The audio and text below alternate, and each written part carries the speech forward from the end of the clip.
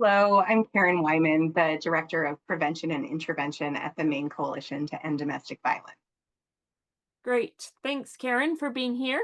So, I would love for you to talk with me a little bit about this topic or this word that gets used a lot in our work, which is beliefs, right? Or thinking, and what role that has or how that gets shaped in our work. So, can you say a little bit about your thinking about that? Your thinking about thinking?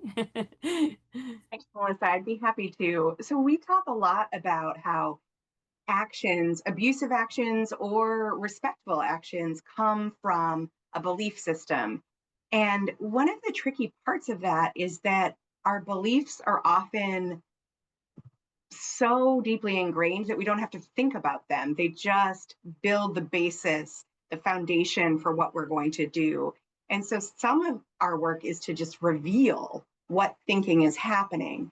And so one of the ways that or some of the ways that I've heard intervention providers here in Maine get to that is by asking questions like, okay, in that moment, when you were trying to get your partner to be quiet and you decided to slam your glass down and hit the table, like how did you sell yourself on doing that? What did you tell yourself inside in the moment that told you that was an acceptable thing to do?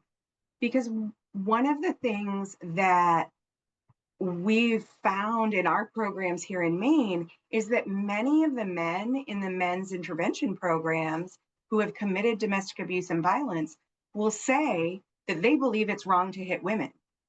They'll Yes. say, like, you don't hit girls, like that's Mhm. not a thing you do, and yet they act in ways that contradict that. So there's some excavation to do of how in the moment when they're trying to achieve some objective with their partner, they decide how do they convince themselves to override that belief that they say they have and do something abusive.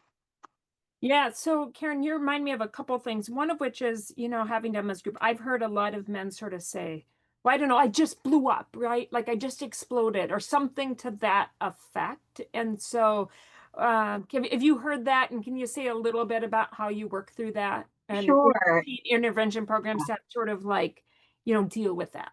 Yeah. And I think we all have moments of that when we are at the end of our rope. And so Good point. we're going to take the most extreme action that we allow ourselves in that moment. And I think where intervention programs can do some really interesting work is to explore why and how abuse became an acceptable extreme action in those moments, right? Because there's still choice making happening, even when emotions are escalated, even when things are happening very fast, and it doesn't feel like there's any thinking going on. Yeah. And Can you we, give an oh, example, Karen, like, sorry, of one of the thinking or the beliefs, that you've heard? I think it would be helpful to give like maybe a couple examples. for sure. So when I think about the example from before of somebody, the person who wants their partner to stop talking, and so they slam their drink down and hit the table. Some of the beliefs that might exist there, and it'll be different for everyone, is that like a conversation is over when I say it's over, Mm. right? Like I'm the one who gets to decide when we're done talking, or who gets to talk and how much and what they get to say and what's not allowed. So often we're revealing these beliefs around who is entitled to power and decision making in a relationship. Yeah, because I think part of the question often think about related to this, Karen, is entitled by what, right? Like, where is that sort of influence coming from, right? That you get to do this in a relationship. So what would you say about that? I think our belief systems are formed in a whole bunch of different ways, like both very personal and very broadly shared in society and culture.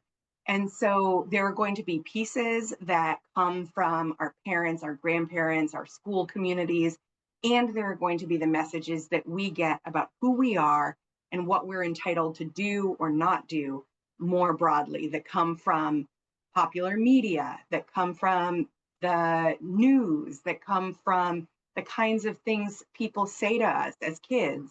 That, like, I think about some of the messages that my brother and I got growing up of Karen, sit like a lady, Hmm. Chad, boys don't cry, toughen up, be a man, those kinds of things. And there are really different messages to men and women about what's acceptable. And so that starts to determine what actions we take when we're in, and that we automatically go to, or what feels like automatically go to, in moments of emotional intensity, frustration, or a place when we're trying to achieve some aim. Yeah, yeah, great. Well, thanks, Karen. What I'd like to do is just stop here for the moment, and then we'll just go to another subject, if that's okay. Okay, Sure. great.